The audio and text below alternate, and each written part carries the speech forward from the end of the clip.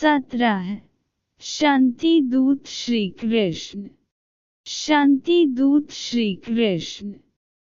धर्मराज युधिष्ठिर 7 अक्षौहिणी सेना के स्वामी होकर कौरवों के साथ युद्ध करने को तैयार हुए। पहले भगवान श्री कृष्ण परम क्रोधी दुर्योधन के पास दूत बनकर गए। उन्होंने 11 अक्षौहिणी सेना के स्वामी राजा दुर्योधन से कहा, राजन तुम युधिष्ठिर को आधा राज्य दे दो या उन्हें 5 ही गांव अर्पित कर दो, नहीं तो उनके साथ युद्ध करो।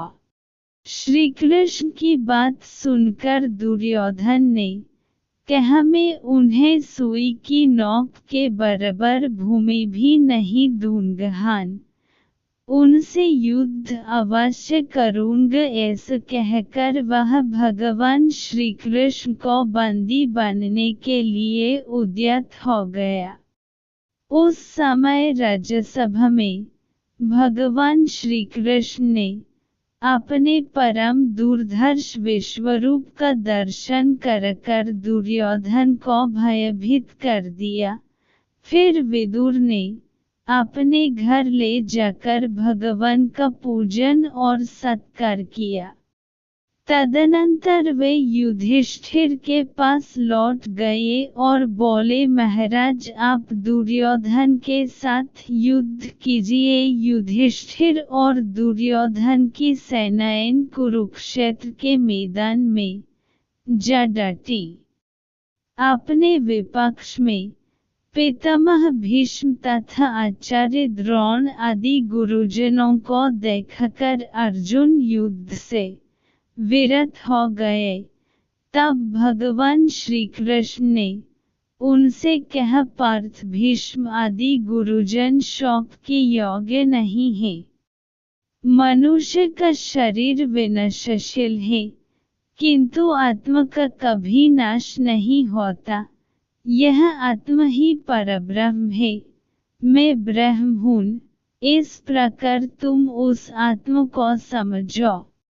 कार्य की सिद्धि और असिद्धि में समनुभव से रहकर कर्मयोग का आश्रय ले क्षत्र धर्म का पालन करो। श्री कृष्ण के इस कहने पर अर्जुन रथारूढ़ हो युद्ध में प्रवृत्त हुए। उन्होंने शंखध्वनि की।